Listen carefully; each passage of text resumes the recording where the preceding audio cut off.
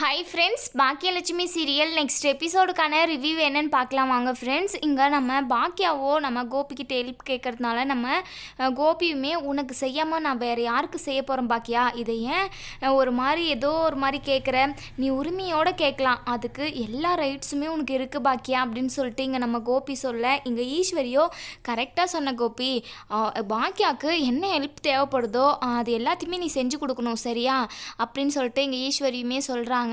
நம்ம பாக்கியாவுமே ஒரு மாதிரி எப்படி கேட்குறது அப்படின்னு சொல்லிட்டு தான் கேட்டுக்கிட்டு இருக்காங்க. ராதிகா ஏதாச்சும் நினச்சிப்பாங்களோ அப்படின்னு சொல்லிட்டு. இருந்தாலும் வேறு வழி இல்லை, அவங்களுக்கு வந்து பெரிய ஆர்டர் வந்திருக்கு. அதனால் செஃப் வந்து சடானாக வந்து ரெடி பண்ண முடியாது, உடனே தேவை அப்படிங்கிறதுனால தான் நம்ம பாக்கியாவுமே கோபிக்கிட்டே ஹெல்ப் கேட்டிருப்பாங்க. நம்ம கோபியுமே ரொம்பவே சந்தோஷமாக உனக்கு தேவையான எல்லா ஹெல்ப்புமே நான் செய்கிறேன், கண்டிப்பாக இந்த ஆர்டரை நீ நல்லபடியாக செஞ்சு முடிக்கணும், அதே சமயம் அதில் உனக்கு நிறைய வருமானம் வரணும், நிறைய நீ வந்து லாபம் பார்க்கணும், ஏன்னா இதுக்கு முன்னாடியே நீ பிரியாணி ஆர்டர் எடுத்து அதில் நான் எவ்வளோ சதி செஞ்சு உன்னை கஷ்டப்படுத்திட்டேன், அது மட்டும் இல்லாமல் உனக்கு எவ்வளோ ஒரு கெட்ட பேர், அதுவும் இல்லாமல் எவ்வளோ அதனால் லாஸ் ஆகிருக்கும் உனக்கு, அதை எதுவுமே மனசில் வச்சுக்காம என் உயிரையும் காப்பாற்றினேன், அது மட்டும் இல்லாமல் இப்போ கேஸையும் வாபஸ் வாங்கினேன், உன்னை போல் ஒரு மனசு யாருக்குமே வராது பாக்கியா, உன்னை வந்து எனக்கு ரொம்ப உன்னை நினச்சவே ப்ரௌட் ஆஃபியாக இருக்குது அப்படின்னு சொல்லிட்டு இங்கே நம்ம கோபி வந்து நம்ம பாக்கியாவை புகழ்ந்து தள்ளிக்கிட்டு இருக்காங்க. அதுக்கப்புறம் நம்ம ஈஸ்வரியுமே இங்கே பாரு பாக்கியா, நீ எந்த உதவி வேணாலும் கண்டிப்பாக நீ தயங்காமல் கூச்சப்படாமல் கோபியை கேட்கலாம், ஏன்னா கோபி உன்னுடைய புருஷன் சரியா, அதை மனசில் வச்சுக்கோ, அப்போ தான் உனக்குமே கொஞ்சம் நல்லா இருக்கும் சரியா அப்படின்னு சொல்லிட்டு இங்கே ஈஸ்வரி சொல்லிக்கிட்டு இருக்காங்க. இதை எல்லாத்தையுமே நம்ம ராதிகா நின்று கேட்டுக்கிட்டு இருக்காங்க. இப்போ இந்த கோபியுமே ரொம்ப மாறிட்டார் போல், இந்த வீட்டுக்கு வந்ததுலேருந்தே பாக்கியா மேலே எப்போவுமே ரொம்ப பாசத்தை காட்டுறாரு. இதுக்கு முன்னாடி பாக்கியானாவே பிடிக்காது, எதுவும் தெரியாத பட்டிக்காடு அப்படின்னு சொல்லிட்டு பாக்கியாவை எவ்வளோ கீழ்த்தரமாக தாழ்த்தி பேசணுமோ அந்த அளவுக்கு என்கிட்ட கீழ்த்தரமாக தாழ்த்தி பேசி பாக்கியா ரொம்ப கெட்டவ, அதனால தான் உன்னை தேடி வந்தேன் அப்படி இப்படின்னு சொல்லி பொய் சொல்லி தான் என்ன வந்து அவர் பக்கமே சாய்ச்சார். இப்போ இந்த வீட்டுக்கு வந்ததுலேருந்தே பாக்கியாவோட பெருமையை தான் புகழ்ந்து தள்ளிக்கிட்டு இருக்காரு. பாக்கியாவை தான் அவருக்கு ரொம்ப பிடிக்கும் போல், ரொம்ப மாறிட்டார் கோபியுமே அப்படின்னு சொல்லிட்டு இங்கே ராதிகா மனசுக்குள்ளேயே நினச்சிக்கிட்டு இருக்காங்க. அதுக்கப்புறம் பாக்கியாவுமே நான் நிறையவே சாப்பாடு வச்சுருக்கேன், நீங்கள் எல்லாருமே சாப்பிடுங்க அப்படின்னு சொல்லிட்டு இனியாவுக்கு நம்ம கோபிக்கு எல்லாருக்குமே பரிமாறி விட்டுக்கிட்டு இருக்காங்க. இதெல்லாம் பார்த்து நம்ம ஈஸ்வரிக்கு பயங்கர சந்தோஷமாக இருக்குது. பாக்கியா இது போலவே இரு பாக்கியா, கோபி நீயும் ஒன்று சேர்ந்து இருந்தால் தான் உங்கள் பசங்களுக்குமே பலம், நீங்கள் ரெண்டு பேரும் ஒன்றா இருக்கிறத பார்த்துட்டு இனியாவுக்குமே ரொம்ப சந்தோஷமாக இருக்கும் சரியா அப்படின்னு சொல்லிட்டு இங்கே ஈஸ்வரியுமே பாக்கியா கிட்ட சொல்லிக்கிட்டு இருக்காங்க. அத்தை, தேவையில்லாதெல்லாம் நீங்கள் மனசில் போட்டு என்னையும் குழப்பி விடாதீங்க, நான் இருக்கிற இதில் தான் கரெக்டாக தான் இருக்கேன், என்னமோ இன்றைக்கி ராதிகாவுமே சமையல் எதுவுமே செய்யலை, நான் நிறையவே சமைச்சு வச்சுருந்தேன், அதனால தான், வேறு ஒன்றும் இல்லை, நீங்கள் ஏதாச்சும் தப்பு கணக்கெல்லாம் போடாதீங்க அப்படின்னு சொல்லிட்டு இங்கே நம்ம பாக்கியாவுமே ஈஸ்வரிக்கு புரிய வைக்கிறாங்க. இங்கே ஈஸ்வரி மனசுக்குள்ளே நினைக்கிறாங்க, இந்த பாக்கியா வந்து திருந்தவே மாட்டா, இவளை எப்படியாச்சும் இவளோட மனசை கரைச்சி கோபி கூட ஒன்று சேர்த்து வச்சிடணும் அப்படின்னு சொல்லிட்டு இங்கே ஈஸ்வரி வந்து பிளான் பண்ணிக்கிட்டு இருக்காங்க.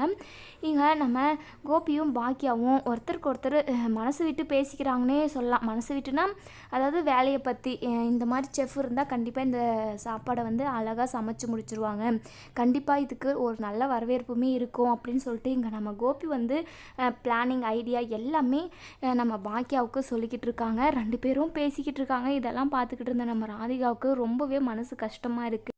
இங்கே இனியாவுமே பயங்கர சந்தோஷப்படுறாங்க. அம்மா இதுக்கப்புறம் இனி இதே மாதிரி இருமா, டேடி கூட நார்மலாக பேசுமா, அப்போ தான் நீங்கள் ரெண்டு பேரும் ஒன்று சேர்ந்து இருந்தால் தான் எனக்குமே கொஞ்சம் ரிலாக்ஸாக இருக்கும், நானும் படிக்கிறதுல கான்சன்ட்ரேஷன் பண்ண முடியும் சரிங்களா ப்ளீஸ்மா அப்படின்னு சொல்கிறாங்க. இங்கே பாக்கியா எதுவுமே பேசாமல் சைலண்ட்டாக இருக்காங்க. இங்கே நம்ம கோபி இருந்துட்டு, இங்கே பாரு இனியா, வீட்டு பிரச்சனை, வீட்டில் என்ன நடக்குது அதெல்லாம் படிப்பில் போட்டு குழப்பிக்கக்கூடாது, நீ நல்லா படிக்கணும், நீ வேலை வாங்கிட்டு அதுக்கப்புறம் தான் கல்யாணமே பண்ணணும் சரியா, நாங்கள் எங்களுக்கு பிடிச்ச மாதிரி, அதுக்குன்னு எங்களுக்கு பிடிச்ச மாதிரியே இல்லை, எங்களுக்கும் பிடிச்சிருக்கணும் உனக்கும் பிடிச்சிருக்கணும் அந்த மாப்பிள்ளை சரியா, நாங்கள் உனக்கு ஒரு நல்ல மாப்பிள்ளையை பார்த்து கல்யாணம் பண்ணி வைக்கிறோம், ஆனால் இன்னும் 2 வருஷம் ஆகும் உனக்கு கல்யாணம் பண்ண அப்படின்னு சொல்லிட்டு இங்கே நம்ம கோபி சொல்கிறாங்க. இங்கே நம்ம இனியாவும் மனசுக்குள்ளே நினைக்கிறாங்க, அச்சோ டேடி, நான் உங்கள் எல்லாருக்குமே துரோகம் பண்ணிக்கிட்டு இருக்கேன் டேடி, நான் ஒரு பையனை காதலிக்கிறேன், ஆனால் அதை மெதுவாக உங்ககிட்ட சொல்லிடுவேன், சொல்லாமலாம் கண்டிப்பாக கல்யாணம் பண்ண பண்ண மாட்டேன். அதனால் எனக்கு ரொம்பவே குற்ற உணர்ச்சியாக தான் இருக்குது டேடி. உங்ககிட்டயாச்சும் சொல்லணும்னு நினைக்கிறேன். ஆனால் வீட்டில் நிறைய பிரச்சனை போய்கிட்டு இருந்தது. இப்போ தான் எல்லாமே ஓரளவுக்கு சரியாகிட்டு வருது. அம்மாவும் உங்கள் கூட பேசாமல் இருந்தாங்க. இனிமே அவங்களும் உங்கள் கூட பேசுவாங்க. வீட்டில் எந்த ஒரு பிரச்சனையுமே இருக்காது. கண்டிப்பாக கூடிய சீக்கிரமே என்னுடைய லவ் மேட்டரை உங்ககிட்ட எல்லார்கிட்டையுமே சொல்கிறேன் டேடி. நீங்கள் அதுக்கு ஓகே சொல்வீங்களா என்னன்னு தெரியல. ஆனால் கண்டிப்பாக உங்களுக்கு சொல்லிட்டு தான் நான் மேரேஜே பண்ணுவேன் அப்படின்னு சொல்லிட்டு இங்கே நம்ம இனியா மனசுக்குள்ளே நினைக்கிறாங்க. இனியா வந்து கண்டிப்பாக இதனால் நிறைய பிரச்சனை வரப்போகுது. பாக்கியாவுக்கு வந்து நம்ம இனியா லவ் பண்ணுற பையனை பிடிக்கவே பிடிக்காதுன்னு நினைக்கிறேன். ஏன்னா இனியா லவ் பண்ணுற பையனுக்கு நிறைய கெட்ட பழக்கமுமே இருக்குது. ட்ரிங்க்ஸ் பண்ணுவாங்க, சிகரெட் பிடிப்பாங்க, எல்லாமே பிடிப்பாங்க. ஆனால் நம்ம இனியாவுக்கு வந்து அது தெரியவே தெரியாது. நம்ம இனியா கண்டிப்பாக அவங்க லவ் பண்ணுற பையனை கல்யாணம் பண்ணாங்கன்னா கண்டிப்பாக ரொம்பவே கஷ்டப்படணும்னு தான் சொல்லலாம். இங்கே நம்ம கோபி இருந்துட்டு, என்ன இனியா உன் கல்யாண பேச்சு எடுத்ததுமே உன் முகமே மாறி போயிடுச்சு, ஏதோ யோசனையில் இருக்க போல அப்படின்னு சொல்லி இங்கே நம்ம கோபி கேட்க, அதெல்லாம் ஒன்றும் இல்லை டேடி, உங்களுக்கு பிடிச்ச மாதிரி தான் நானுமே கல்யாணம் பண்ணிப்பேன். உங்களுக்கு பிடிச்சா மட்டும்தான் அந்த மாப்பிள்ளையை நான் ஓகேவே சொல்லுவேன் அப்படின்ற மாதிரி இங்கே இனியா சொல்லிக்கிட்டு இருக்காங்க. இங்கே ஈஸ்வரி இருந்துட்டு, அதெல்லாம் இருக்கட்டும் டி, ஃபஸ்ட்டு படித்து முடிச்சுட்டு ஒரு நல்ல வேலைக்கு போ, அதுக்கப்புறம் கல்யாணம் பண்ணிப்பேன். முன்னாடியே கல்யாணம் பண்ணி என்ன பண்ண, ஒரு ஒழுங்கான ஸ்டடியாக ஒரு வேலை இருக்கணும் அப்படின்னு சொல்லிட்டு இங்கே ஈஸ்வரியுமே சொல்லிக்கிட்டு இருக்காங்க.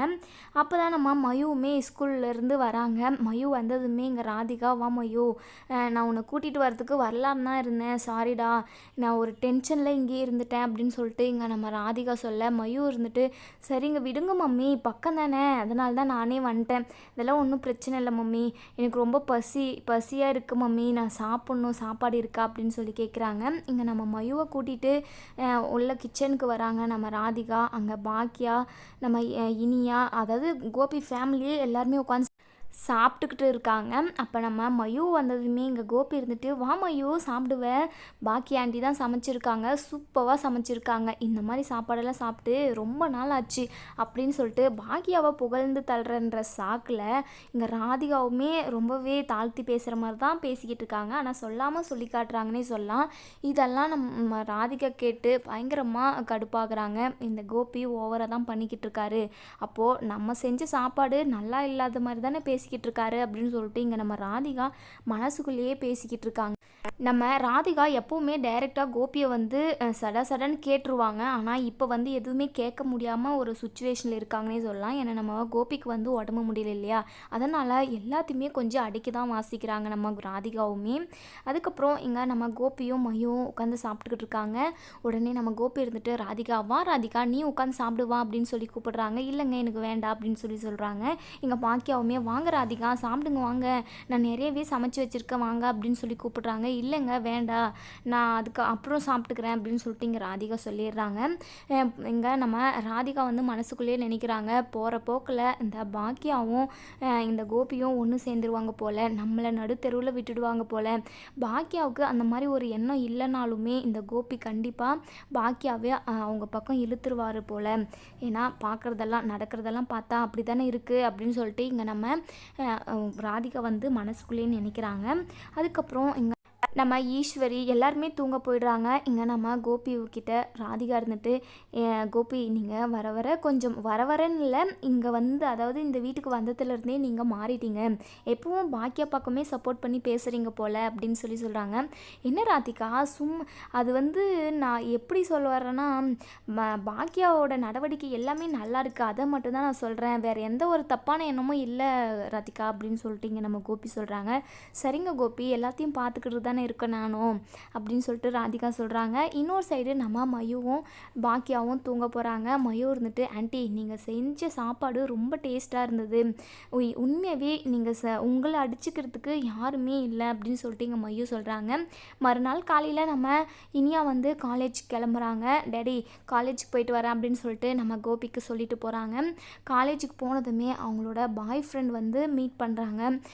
என்னடா உன்னை பார்த்து ரொம்ப நாளாச்சு, வீட்டில் கொஞ்சம் கொஞ்சம் பிரச்சனை போய்கிட்டு இருந்ததுனால நான் காலேஜுக்குமே ஒழுங்காக வர்றதில்ல. சரி நல்லா இருக்கியா, வீட்டில் எல்லாம் எப்படி இருக்காங்க அப்படின்னு சொல்லி இங்கே நம்ம இனியா கேட்க, அவங்களோட பாய் ஃப்ரெண்டு இருந்துட்டு அது ஒன்றும் இல்லை இனியா, வீட்டில் நிறைய பிரச்சனை, நீயும் நானும் லவ் பண்ணுறேங்க அப்படின்றத என் அப்பா கண்டுபிடிச்சிட்டாரு. வீட்டில் செம்ம அடி, எனக்கு அப்படியே சூட்டு கிளம்பிடுச்சு பாரு, உடம்பெல்லாம் எப்படி அடிச்சிருக்காங்க அப்படின்னு சொல்லி சொல்கிறாங்க. இதை கேட்டதுமே இனியா இருந்துட்டு பயங்கர ஷாக் ஆகுறாங்க. ரொம்ப வலிக்குதாடா, நம்ம ஹாஸ்பிட்டல் போயிட்டு வருவோமா அப்படின்னு சொல்லிட்டு இங்கே நம்ம இனியா கேட்குறாங்க. அதெல்லாம் தேவையில்லை, நம்ம உன்னுடைய ஃபோட்டோவை வச்சு பார்த்துக்கிட்டு இருந்தேன், அதை பார்த்து தான் கண்டுபிடிச்சிட்டாங்க. இதுக்கப்புறம் உன்னையும் என்னையும் சேர்த்து வைக்குவாங்க அப்படின்றது எனக்கு நம்பிக்கையே இல்லை. நம்ம 2 பேரும் ஓடி போய் கல்யாணம் பண்ணிக்கலாமா இனியா, ப்ளீஸ் இனியா அப்படின்னு சொல்லி கெஞ்சுறாங்க. இங்கே இனியா இருந்துட்டு இல்லையே, என் அம்மாவுக்கு தெரிஞ்சிச்சுன்னா அவ்வளோதான், என் அம்மாக்கிட்டேயும் அப்பாக்கிட்டேயும் பர்மிஷன் வாங்கிட்டு தான் நான் கல்யாணமே பண்ணலான்னு சொல்லி முடிவு பண்ணி வச்சுருந்தேன். திடீர்னு இப்படி சொன்னனா எப்படிரா அப்படின்னு சொல்லிட்டு இங்கே இனியா கேட்குறாங்க. இப்போ நீ என்னை கல்யாணம் பண்ணலை, கண்டிப்பாக உனக்கு லாஸ்ட் வரைக்கும் நான் கிடைக்கவே மாட்டேன். ஏன்னா என் அப்பா வெளிநாடுக்கு போகலாம் அப்படின்னு சொல்லிட்டு அதுக்கான வேலை எல்லாமே பார்த்துக்கிட்டு இருக்காரு. கண்டிப்பாக உன்னை என்னையும் பிரிச்சிருவாங்க. தயவு செஞ்சு நான் சொல்கிறத கேளு இனியா, வா நம்ம கோவிலில் போயிட்டு கல்யாணம் பண்ணிப்போம் அப்படின்னு சொல்லிட்டு இனியாவோட மனசை கரைச்சி அவங்களோட பாய் ஃப்ரெண்ட் வந்து கூட்டிகிட்டு கோவிலுக்கு போகிறாங்க.